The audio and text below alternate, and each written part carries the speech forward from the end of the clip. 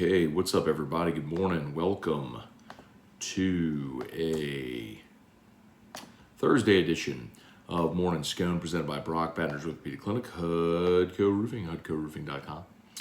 Do business with someone you know. HUDCO Roofing, HUDCORoofing.com. Glad to have you all aboard with us here, inching closer. Does it feel like this week's dragging a little bit? I'm curious if y'all feel the same way. And I'm not usually like that, but I just feel like we're a day behind. Like, today feels like it should be Friday. And yesterday all day felt like it was Thursday. So anyway, we're getting there slowly but surely. LSU and Tennessee on Saturday should be a great game day atmosphere in Tiger Stadium. Kind of feels like we're getting toward that fever pitch where people are excited about it. So I think the game being a sellout is awesome news, obviously, and people seem ready for it. Kind of in that sort of dangerous little mid-ground place where you convince yourself it's like the natural game day sort of scenario, right? Where oh no, I don't want to do that. I hid my dad's comment. Sorry, Dad, didn't mean to do that. Come on, load. What are we doing here?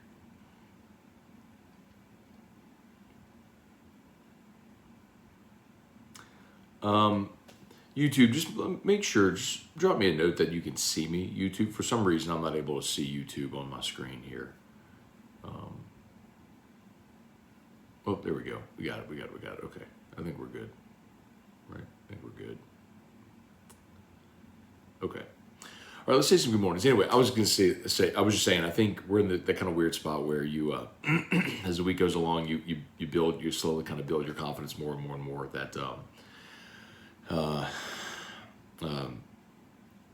your team is, you convince yourself of why your team's going to win, and you sort of ignore the shortcomings. Like we're brushing aside that LSU's passing game has struggled. They threw for 85 yards. Tennessee's offense is really good. You're a home underdog. It's 11 a.m. All that stuff, and convincing ourselves of why none of that matters. But I think LSU's got a great shot to win it. I do. I think the offense will get going against Tennessee's defense, which is brutal, and we'll see if LSU can start fast. They haven't yet, but they'll need to on Saturday. All right, let's say some good morning. See what y'all got. You know the drill. Fire away. Get to your questions, comments, concerns. Facebook, please like the page, share the post. YouTube, smash that like button. Do appreciate it very much. All right, we'll get rolling here. Dad, good morning. Hunter Eilers, good morning. Golfing Saturday morning, then LSU at noon. Let's go. Oh, you must be East Coast. Okay, I was going to say, yeah, noon, you're going to be an hour late. Ryan, Amanda Guidry, Aaron Hornsby, Dale Broussard, Chris Hilton status.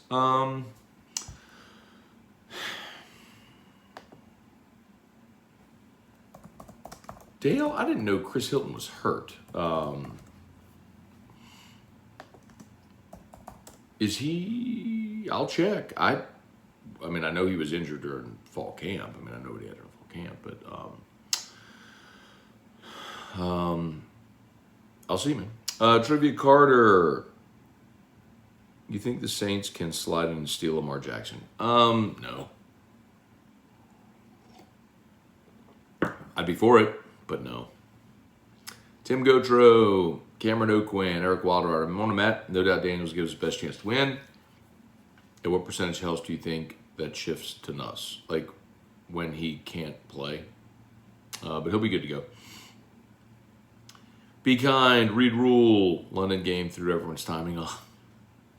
Larry Garner, Jared Esprit, Aaron Hornsby, Jesse Post. Good morning. Good morning, y'all. Quandre, got to stop watching your videos right before I go to sleep because my dreams are weird. Do you dream about me? Erica has weird dreams. I don't even think, I think everybody dreams, but like I don't remember my dreams. I don't have vivid dreams that I just like wake up and remember. Erica was telling me the other day she dreamt like she was asked to speak to Congress overseas. I'm like, baby, Congress isn't overseas. Anyway. Brant, Robe, and Matt, I always want to be optimistic about LSU winning. After marinating on this game all week, with Heupel and Hooker having 2 weeks to rest and prep, I don't see our offense being stellar. Well, Heupel and Hooker having 2 weeks to prep has nothing to do with LSU's offense being stellar. You'd have to look more at Tennessee's defense. And one thing we did talk about yesterday in AFR is, LSU has seen Josh Heupel. Heupel was the head coach they've seen this offense. He was the head coach at UCF when LSU played them in 2018. Remember, Scott Frost was there when they had their national championship season in 2017, then left for Nebraska. But Heupel was the head coach of UCF in 2018 when LSU played them in the Fiesta Bowl. And they held, I looked this up, I talked about it yesterday in AFR. They ran it, remember, the quarterback was hurt. So they're playing, I think, the guy's name was Mack, the quarterback they played in that game. But they held him under 100 yards passing in that game.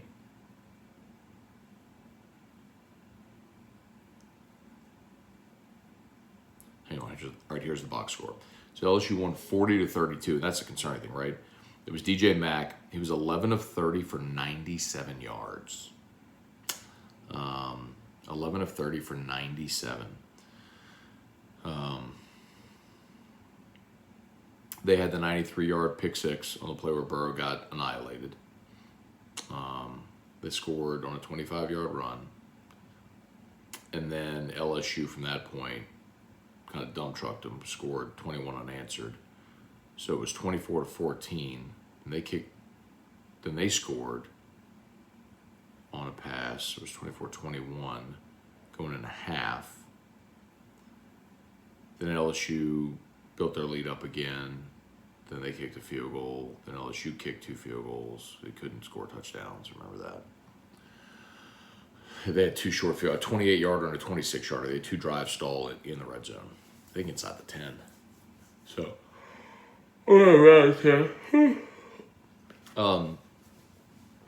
and then they scored late and got the 2-point conversion. Anyway, so point is, you have seen this offense before, and you've held them to under 100 yards passing. Now, DJ Mack and those receivers aren't Hendon Hooker and Brew McCoy, and we'll see if Cedric Tillman plays for Tennessee. Don't know. Let's see. David Coslin, Jeremy Kling, Randy Bennett, Josh DeVilliers, Tony Cortello.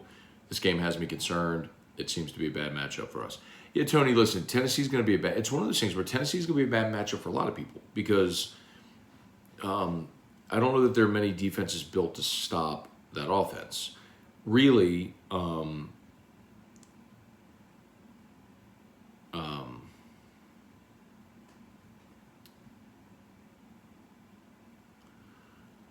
are y'all saying no volume on YouTube? That doesn't make any sense. No, okay, y'all got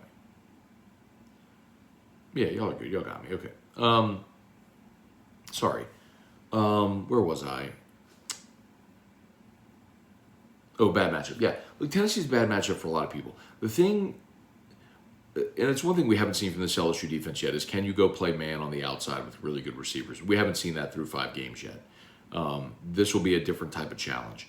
But like whenever LSU had Stingley and Ricks and McLaughlin, or like if you had Dante Jackson and Tre'Davious White, I'd be like, okay, I like my guys. I can go put them on an island. I think they're going to win. They may lose some, but they're going to win more than they lose.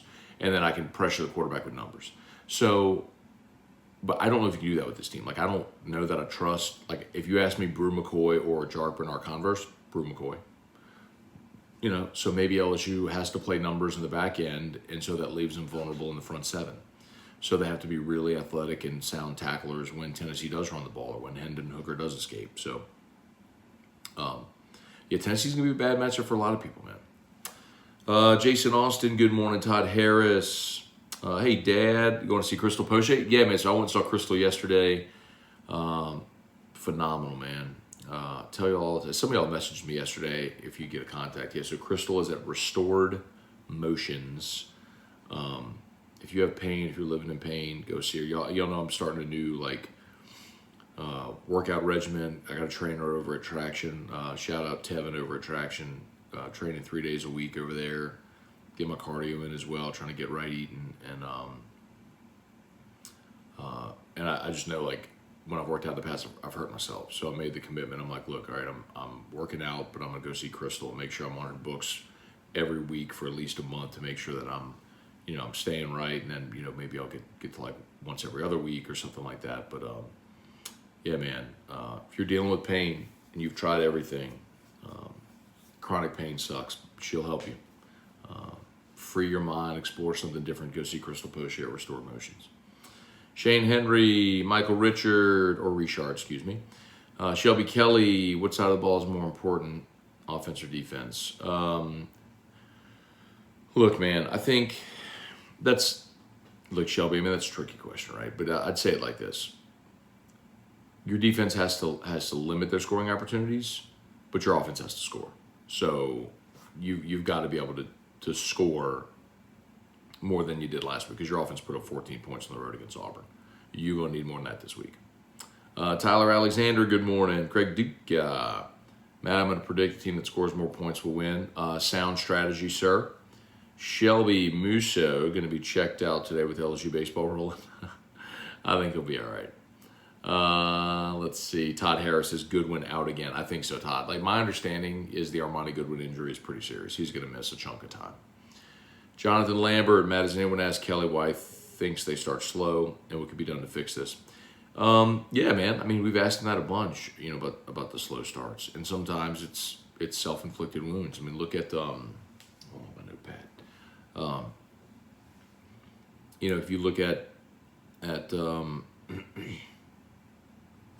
Mississippi State, LSU took the opening kickoff. They won the toss, elected to receive, and they had two penalties on they put together 2 first downs. They were moving the football, and they had back-to-back penalties, and ultimately that put them behind the sticks and had a punt. The opening series for LSU against Auburn, you were facing a 3rd and 10, but you had Mason Taylor open and dropped the ball. So some of that's been self-inflicted wounds, man.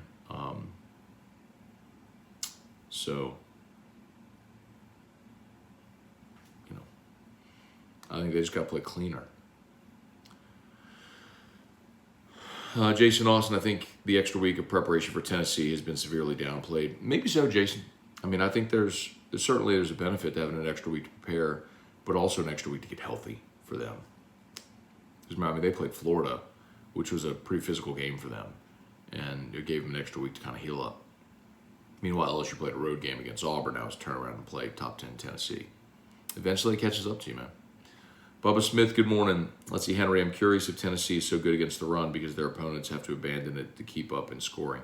FYI, hacky sack is still a thing. Okay, we ended up talking about hacky sack yesterday on the overrated, underrated. No, so it's a good question, Henry, but Tennessee will play 12 guys in its defensive front. It's a lot like LSU in 2011, 2012, where they just had a wave rotation where they kept just rotating in fresh legs, fresh bodies. So they've got really good numbers on their defensive front. Brian Padon, good morning, Matt. How about our offensive line matchup versus Tennessee's defensive line? You might have covered. I missed it, my bad. All good, Brian. But that's kind of what I think Henry was asking as well. Tennessee's defensive line is better than LSU's offensive line.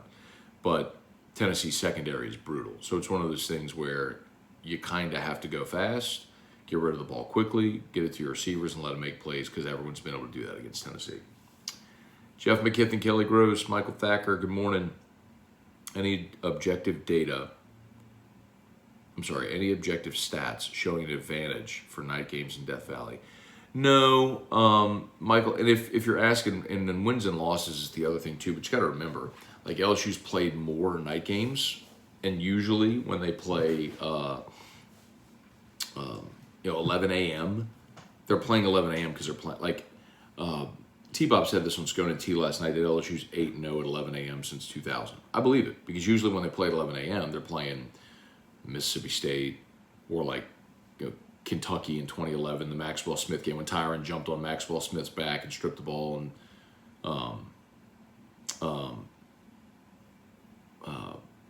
like that's typically what happens when you're playing at 11 a.m. Last year against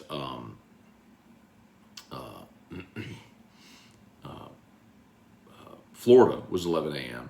and that was a good opponent. You were a heavy underdog and you won. So I don't put as much stock into it. I mean, look, I would love to see Tiger Stadium at night, but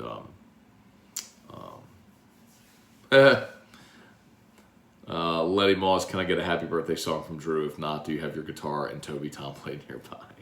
I do have my guitar. I do not have Toby nearby, and Drew is sleeping. But Lenny, happy birthday. Hope that it is. Hope that it's a great one. And maybe if you check in later, we can get Drew to record a happy birthday. Hope it's a great day, man. Make it a good one. Make it a good one. Ronnie Duga, Taylor Castagnier, Matt, do you think Jaden Daniels' performance this year may cause him to return next year? No.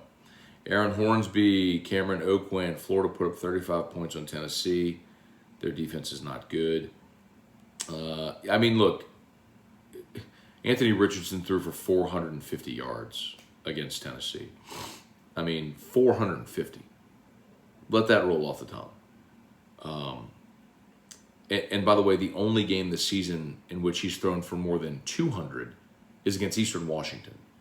So, trivia, funny Lenny shows up when he wants something. That's true, trivia. I haven't seen Lenny in a minute, but he popped in here on his birthday. Trivia, that's a little true, but it is his birthday, so I'm gonna give him a little respite from the criticism. Kyle Milliken, Reed Rule, what's going on? Will Best be at punt return permanently? I think so, Reed. I mean, he's sure-handed, and that's what has to be the first priority. And then, I mean, he did house one, so got called back for penalty. But, I mean, the penalty didn't matter. He housed it. Ryan Pike, if I'm not mistaken, number one red zone defense in the SEC versus number one red zone offense. That is true. So which gives? Can LSU force threes instead of sixes? Let's be honest. The team wants to go fast. They look better going fast. Here's a chance to shine. Look, in 2-minute scenarios, when LSU has gone fast, they have looked better offensively. There's no doubt. When you take a lot of the thinking out and it's more just be an athlete and go, the offense has looked better. I think that's undeniable. But the tricky part, though, with that, Jared, is if you go fast, then you put your defense right back out there against Tennessee, who wants to go fast, right? So it's a weird balance that you have to sort of measure this week. Andon Brabham, good morning. Chosen Kingston, good morning. Hoping our Saints can get a win this week. Your thoughts on our play calling? Do you agree we should commit to the run more? I do think that the Saints should commit to the run more, yes. Mike Detillier used to share that stat all the time. It was the record under Sean Payton when the Saints ran the ball 30 times in a game. It was like 80-2. It was crazy. So yes, I do think. And I think the play calling has left a lot to be desired. I mean, it's hard to argue to the contrary when you're not scoring points. And when you're not scoring points, I think you need players to execute better, but you have to call better plays and put them in more advantageous situations. All right, a couple more minutes, y'all. As always, shout out to Brock, Manager Orthopedic Clinic, Hudco Roofing, HudcoRoofing.com. You need an orthopedist, go to Brock. You need a roof, give us a shout at Hudco. By the way, tomorrow, Hudco tailgate party at Bowie Outfitters. Friday, 11 a.m. to 2 p.m. Terrio will be there. I can't stay the entire time as I had to get back to studio for the show, but I'll be there. Hope to see all y'all there. Hot Rod from Hot Rod's Creole, Rodney Beloso, works with us at Hudco. He'll be out there cooking a gumbo, totally free. Come on by, get a gumbo. We'll have cold drinks as well. Probably have some cold beer. So if y'all want to have some gumbo and a beer on a Friday afternoon, come hang out with us. Someone's going to win a $250 Bowie gift card. Someone's going to win an autographed Patrick Queen football. You'll see the Hudco tents and swooper flags out there. Come shop at Bowie for the weekend and come hang out with us. We're looking forward to it. So we'll see y'all tomorrow, 11 to 2 at Bowie Outfitters on Perkins Road. Brian Williams, morning. Tennessee fans are coming out of the woodwork to talk trash on social media. Brandon Davis, morning from Mexico. Finally figured out how to watch college football here, so I'm pumped. All right. USFL Network low. Morning, Scone. You're one of the best. You've helped me learn a lot about how to run a show and how to go about being professionals. So for that, I thank you. Absolutely, man. Very kind of you. Thanks so much for the kind words, man. That's awesome. Good luck to you. Cameron, I have a question because I'm all worried after LSU got torched. Why was Sage Ryan playing? I thought he was a backup.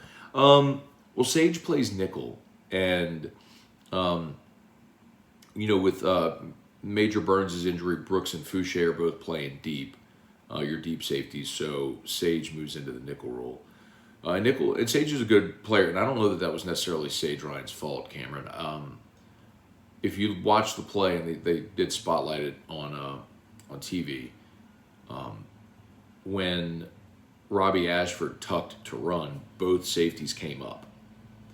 And Sage Ryan might have thought he had safety help over the top, which he didn't, because the safeties came up. So I don't know that was Sage Ryan getting burned, or if the safeties, sort of abandoning their quarters coverage. But I think Sage Ryan's a good player, and you're fine. Caleb Lemoyne, good morning. Devin Johnson, Paul Jean. Is Ali Gay not that good or not playing to potential? I think Ali Gay's playing awesome.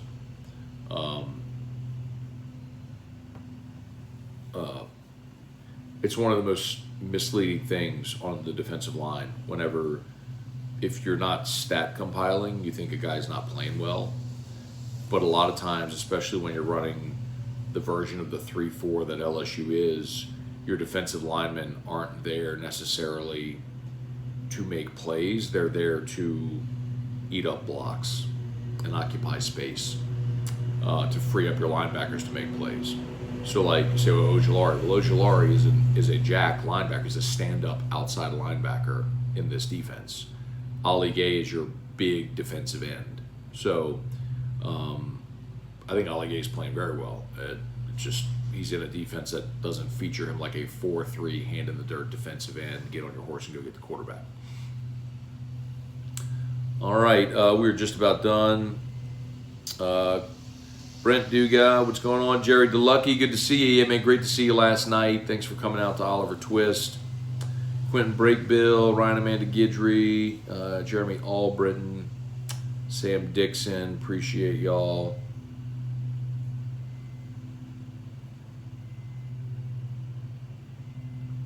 And I got to get going, got to get Drew up, get him out. A light worker, what's up? Eric Bertrand, thoughts on Trevor Pennick? I think he's a great player and going to be a great player. I'm just excited to get him back when I can. Let's see. Jeremy Nusslock, what's going on? Cliff Nelson, good morning. Garrison Brothers called. They want you to endorse them at the current price point. So funny. Oh, man. Let's see. Hudson Jeter, name one pass you're impressed that Jaden Daniels threw. How about the first pass he threw of the season to Kayshon Boutte? Corner of the end zone, contested throw, and Kayshon got his hand on it, just didn't bring the ball in.